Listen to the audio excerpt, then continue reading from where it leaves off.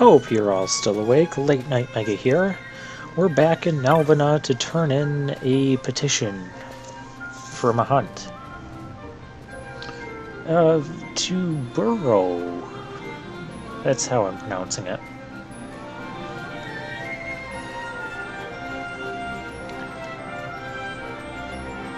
And Jovi is a friend or something. This is from the Adamos hunt.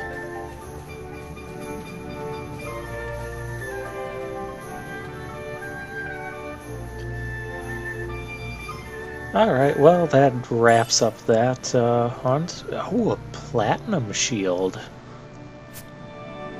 Well, that's gotta be nice. Let's just see how nice it is. Alright, platinum. It's not nice. It's worse than the dragon shield. Doesn't give us any immunities either. Or half damage. Okay, and we have the shell shield that, kind of like that protect armor. It will, when we equip it, it's just like auto shell. Auto permanent shell. So I've decided to hang on to it just in case it ever becomes relevant. Alright, let's teleport to the Mosphorian High Wastes. Why are we going here? Oh, we had another hunt to turn in, didn't we? Not the craft guy, these guys over here. Get out of my way, Moogle. Yes, from the Thunder Horse. We got a Caliper and a High Ether. What do I do with a Caliper?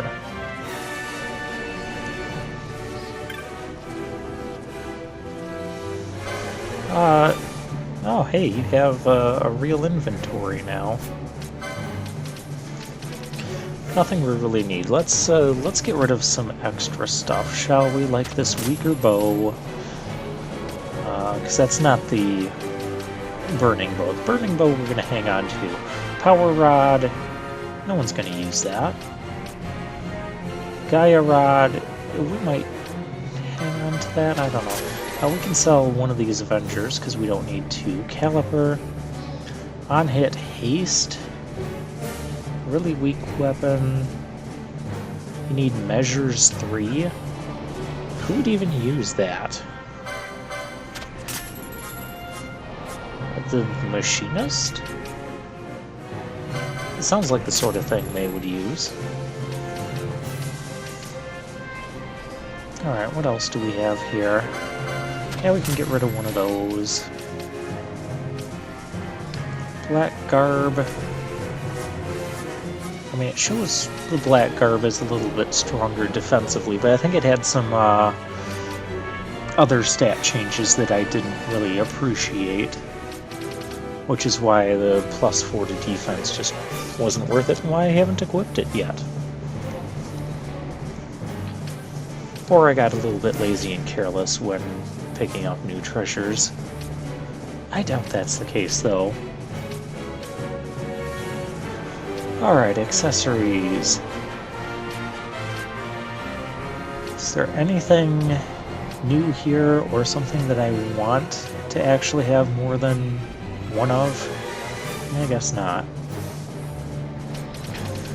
No other new spells. Okay.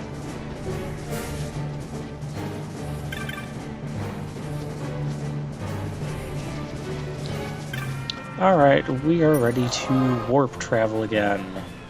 And this time, since this is not a warp crystal, I just warped back to the Silica Wood, I'm pronouncing it like Fran, and walked us back to the start of the Fawn Coast, which is where we ended the last episode. So, yes, this is the area we're going to be exploring here. We have Mandragora, weak to fire. It's one of those little What's in the shape of, like, those evil tomato head enemies in that? We got a succulent fruit from it. Scream. Screaming mist. I figured they'd do that. Okay. Since I have no notes for this part and we're just kind of exploring here... Ooh, there's a big flying bird. I can talk a little bit more about Final Fantasy XV and Pyrolisk. Oh, that's new too. Oh, we're using ice on it. Okay. Alright, we were able to steal that time. And we got him. These birds are... they're not like the dive talons, where they won't bother us if we don't bother them. They're just gonna bother us. Oh, Balthier's casting Bizarra too. Fran, you should probably heal up. Well, first, we have another new enemy, the Silver Lobos. Silver Lobos, I don't know if they're actually pronounced Lobo, but that's how we're pronouncing it here. They were also an enemy from Final Fantasy VI, if you remember. Or maybe you don't remember because, well, we haven't played that game on this channel yet. Not that you couldn't have seen or played it yourself, but still. Just in case you didn't know. They were like very low-level, weak enemies. In fact, they're some of the first enemies I think you find in the game.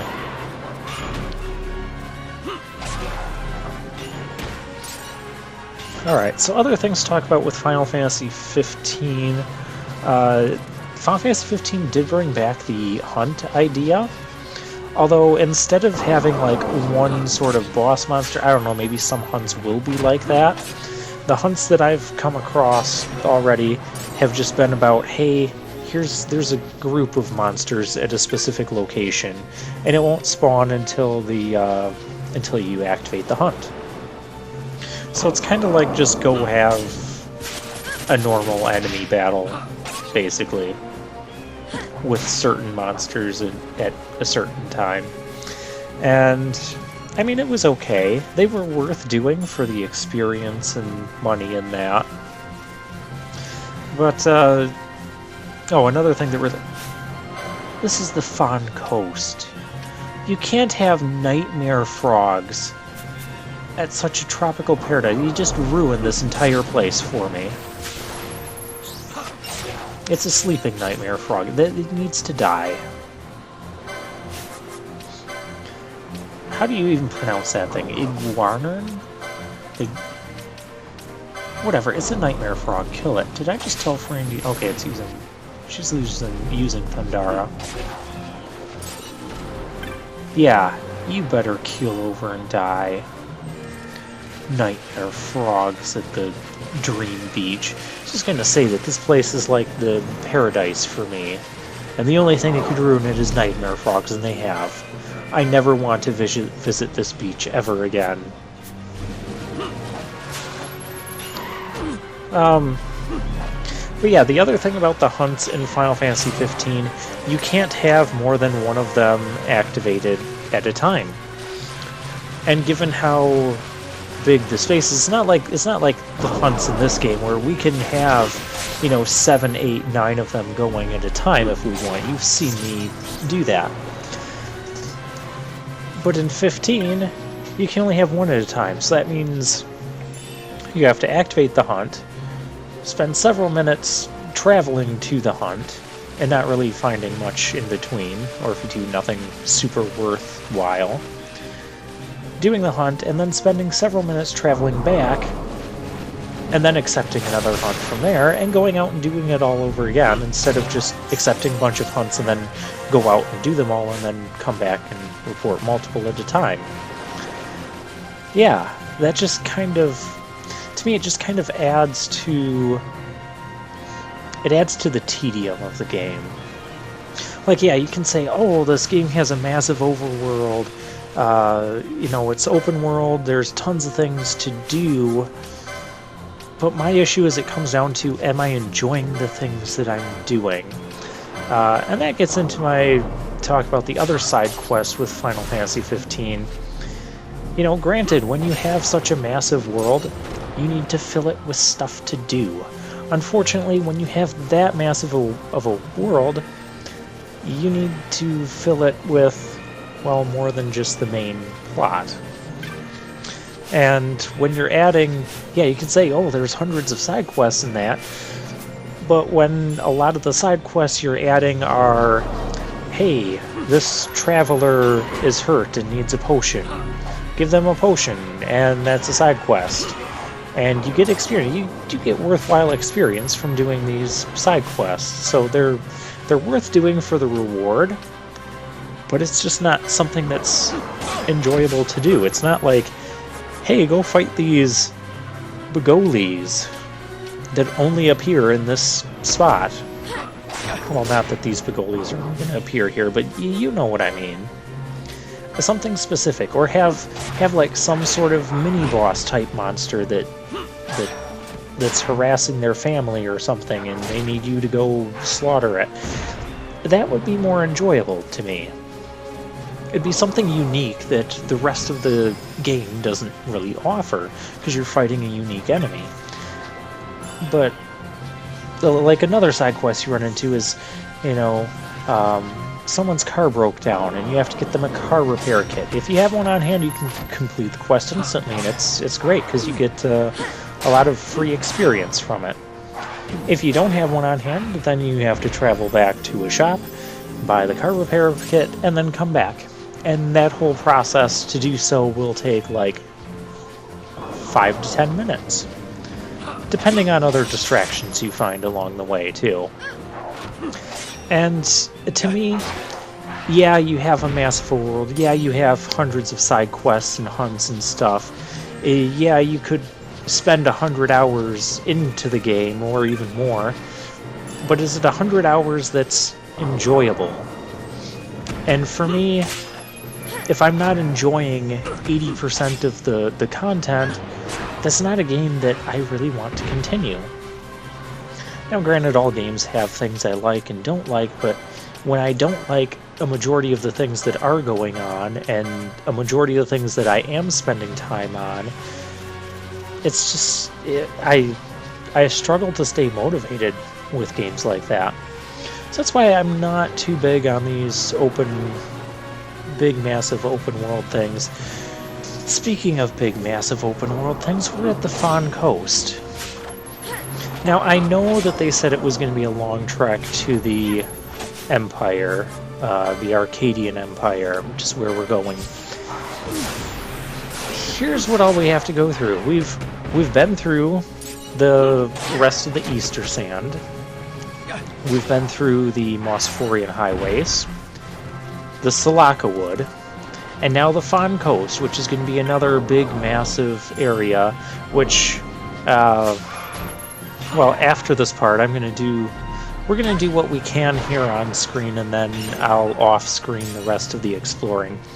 And I'll tell you guys right now, I spend at least another 20 to 30 minutes off-screen exploring. Some of that is spent running around because, oh, these wolves are confusing us. That is bad.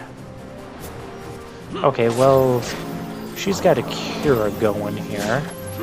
I guess they must have hit each other or something hit them, so yeah, we gotta start dealing with this better.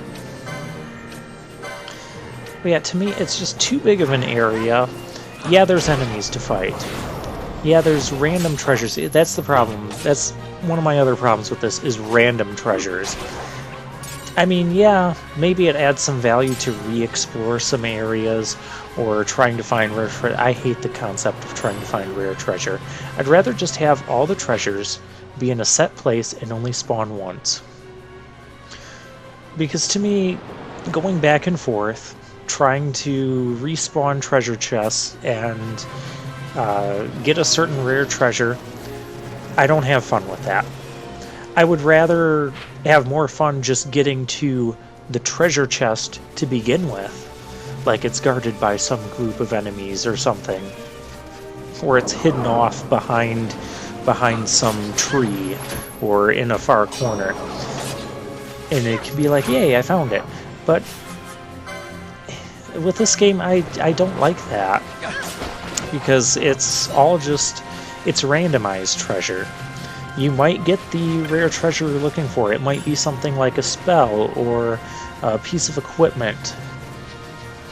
And that really bothers me. There are some treasures that are set, and I do appreciate those. But for the treasures on the overworld areas, I don't appreciate those. By the way, if you're wondering how the enemies are getting poisoned, Fran has some poison arrows on her. She also has this stone bow, which you've probably noticed by now too. That is the most impractical, massive-looking bow I've ever seen. Functionally, you know, it's a bow made out of stone. It's not even curved, so it's not aerodynamic at all. How do you even hold that thing? It's made out of stone. How do you hold that thing in one hand and shoot an arrow with the other? That sort of thing just seems like it would be too heavy to even use effectively as a bow and arrow. And being made out of stone and not being able to bend the sides in that, it doesn't look practical at all. Like, who thought that up as a weapon? Anyways, enough about the giant stone bow. Let's get back to me complaining about these massive overworld areas. So, this is the 4th area that we've been to on our trek to the Arcadian Empire. And I wouldn't have as much of a problem with the number of these different areas if they all didn't end up just being massive. Like, I feel you could cut 3 or 4 of the sections out of this Fawn Coast, and it would be fine. In fact, you could probably cut like 5 out of it. Now, granted, there might be some rare hunts that appear only on certain spots, or we might get some hunts to undertake later. But still, I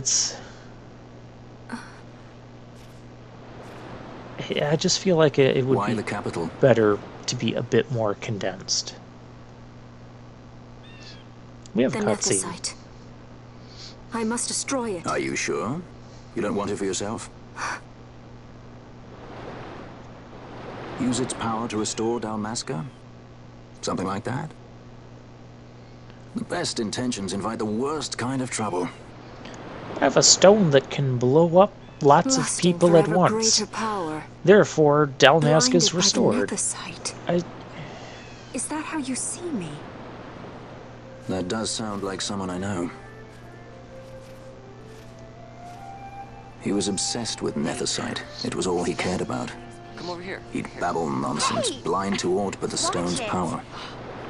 He'd talk about some was it Venar? No matter. Thank you. Everything he did to get closer to the Nethicite, to understand it. He made airships, weapons. He even made me a judge.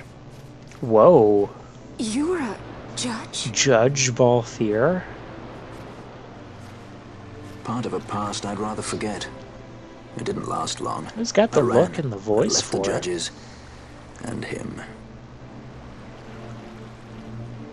Sidolphus Demon Bonanza. Draculaur Laboratories' very own Dr. Sid. Huh. That's when he lost his heart to Nethicite. Lost himself. And I suppose that's when I lost my father. Well, there's something else about the plot that you've probably been noticing by this point regarding Ash. And a lot of people around her are talking about, like, Ash's lust for revenge and all this and that. Away.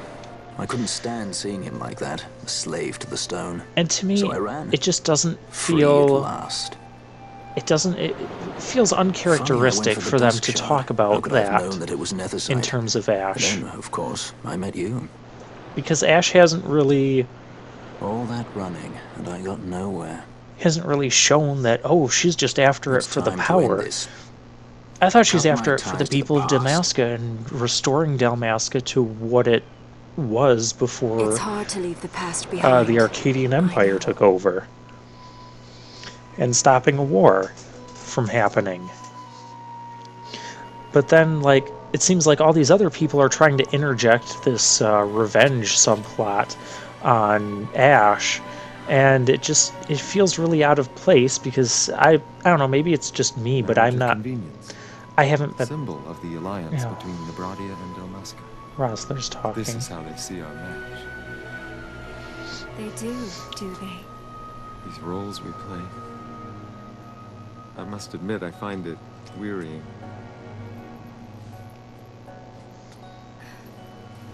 I will play mine. I would have no other. So we haven't seen like a desire for revenge, or at least not a very strong one, out of Ash, The where choice is she yours would to make. But don't give your heart to a stone. throw away everything else You're to give too her strong heart to for a that, stone. Princess. You know, and I feel like they're just kind of I pray inventing you're this right, Balthier. internal conflict on Ash as, I don't know, maybe some sort of suspense factor. I don't know, the whole subplot about Ash and her lust for revenge, that kind of just, it doesn't really click with me. The rest of the plot I like, but the whole, everyone who's talking about Ash's lust for revenge, I just feel like it doesn't fit. Like, we either don't know enough about Ash or her personality to make that conclusion, especially some of the people that have been talking to her about that, or we haven't, or, you know, it just seems like we're throwing aside all the other plot-related reasons, you know, trying to stop a war, trying to restore Dalmasca, in favor of lusting for a powerful stone. I mean, I'm just not making the connection there. Maybe it's just me. Let me know what you guys think about that in the comment section too. And maybe you're like, hey, Late Night Mega, you're way off base. You know, she could very easily be, or there were some other things about her wanting revenge that you haven't paid enough attention to, or you're overlooking. You see, this is why I like the plot to be a bit simpler and not just have this, oh, is she out for revenge or not? You know, I'm gonna go back to Final Fantasy IV. I always go back to Final Fantasy IV. You know, it was very clear cut. You know, oh, you have this evil sorcerer. Yeah, he ended up being mind controlled and all that, and ended up being Cecil's brother and whatnot. But we didn't know that at the time. And there wasn't like, there was a couple hints about it, very, very vague hints. Ooh. The crystal shield. That could be nice. That's got some nice magic evade on it, too. Might have to pick those up as like a general purpose shield. Immunity to stop. Yeah, we're gonna need that, too. I think I will do some, at least the buying and selling on screen, because I know I haven't always shown that off. Firaga! We get Firaga. Oh, here we go. Let's see how much we can break the damage limit with that. I know the MP cost on that looks a bit daunting, but remember, we have the, I can't think of the thing right now, but channeling. We have the channeling licenses, 3 of them, so we'll be reducing the MP cost of that by 30%. And then we also have other passive MP bonuses where we'll get MP back if we deal damage, deal magical damage to an enemy, deal physical damage to an enemy, or if we kill an enemy with magic, we'll get quite a nice amount back. And, well, I'll just let you You'll have to wait and see how ridiculous it gets.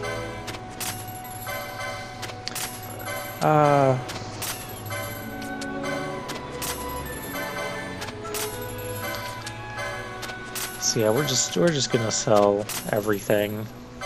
Look at all this money we've got.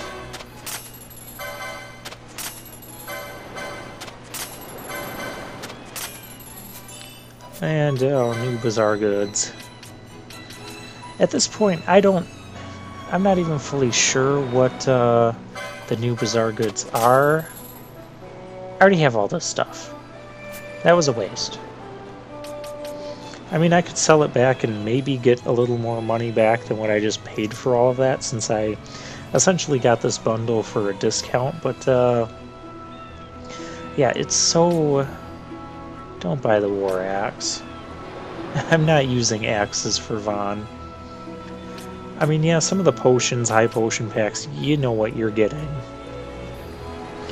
But, like the rest of these, I don't know, it's... A lot of it seems like it's equipment that we already have, or, we're about to get... Well, I don't want to risk it. I want to buy more of the stuff that, yeah, so we're selling those things.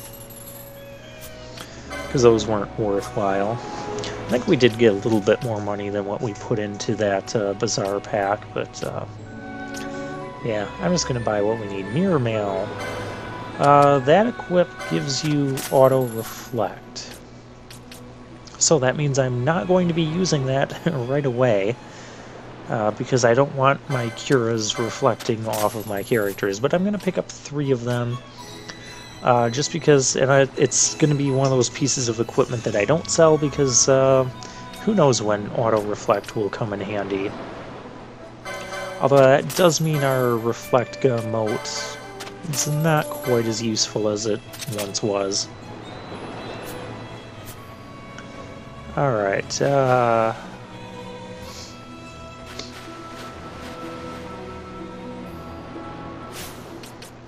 and everyone's level 31, so we are leveling up quite nicely.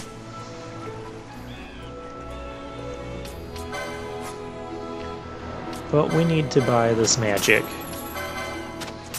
And I'll take care of the rest of licensing and equipping off-screen or on-screen. You know, just whatever works. Yeah, you guys can get a peek of how the license boards are coming along.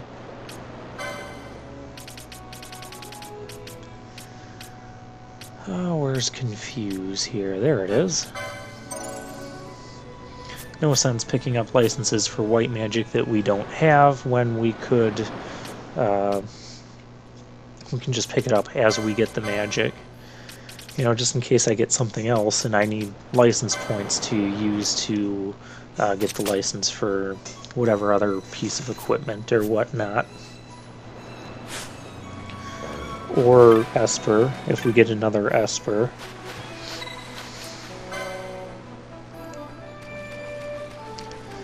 And we could rent a Chocobo from Gertie there. I think it's fairly expensive and not worth it at the moment. I mean, I haven't seen anything that's requires a Chocobo path to get through. That is something that I do like that they did here, is have paths that only Chocobos can run on. I wish they had a little bit more of that, just to encourage more Chocobo renting. But I mean, I guess it is what it is. And I'm just glad that it is in this game to some degree. I don't know, I think there should be a place that's like super expensive to rent a Chocobo, like 5,000 gil or something, and then there's like a special hidden path that you can get to off of it. And it's the only place you can rent a Chocobo that would get you to that place in the amount of time you have with the Chocobo. Well, that might be kind of tricky to pull off. I mean, I guess if you had to go through like the like if you had to go from here to the Salaka Wood and then, I don't know, the Nebraska Deadlands or something. But anyways, we're just talking to some of these people. None of them seem that interesting. This is a hunter's camp, by the way. They have like their own little hunt club, which I don't think we can activate yet. But there's a side quest we can activate. Oh, they even have like their own hunt board, which it's the same as any other hunt board with the petitioners and whatnot. Yeah, there we go. Teleport crystal. Want to make sure we have that. Yeah, it's all the same stuff. So, yeah, I'll explore the rest of this place off screen, and I'll meet you back here, and I'll show you the finalized map.